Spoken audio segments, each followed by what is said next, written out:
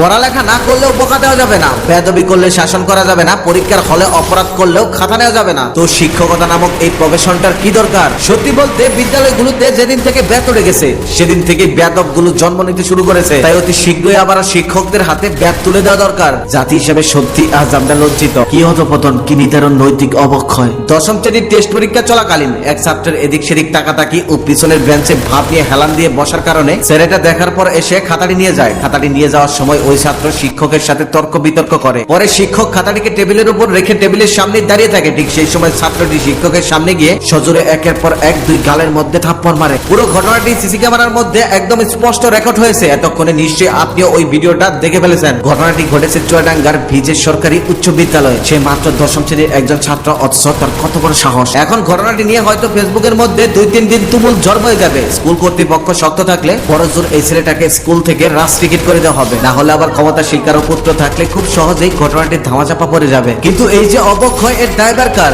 সমাজের নাকি বাবা মায়ের? আমার মতে স্কুল কর্তৃপক্ষ এই ছেলেকে বিচার করার আগেই এর বাবা মায়ের একে কঠিন শিক্ষা দেওয়া উচিত। আজকে শিক্ষকের সাথে ছাত্রের এমন আচরণ দেখার পর হয়তো 90 দশকের মানুষগুলো অবাক দৃষ্টিতে তাকিয়ে থাকবে, আর ছাত্র জীবনের স্মৃতিগুলো ভাবতে থাকবে, হ্যাঁ একটা সময় ছিল যখন ছাত্ররা শিক্ষককে জমের মতো ভয় পেত, সম্মান করত। বর্তমানে তো স্কুল থেকে বেত উড়েই গেছে। তবে 90 দশকের ছেলে মেয়েগুলো ঠিকই জানে গণিত স্যার যখন 3-4টা বেত হাতে নিয়ে ক্লাসরুমে ঢুকতো তখন ছাত্রছাত্রীরা কতটা ভয়ে থাকতো। আমি জানি না আপনি কোন স্যারকে জমের মতো ভয় পেতেন, তবে আমি গণিত স্যারকে জমের মতোই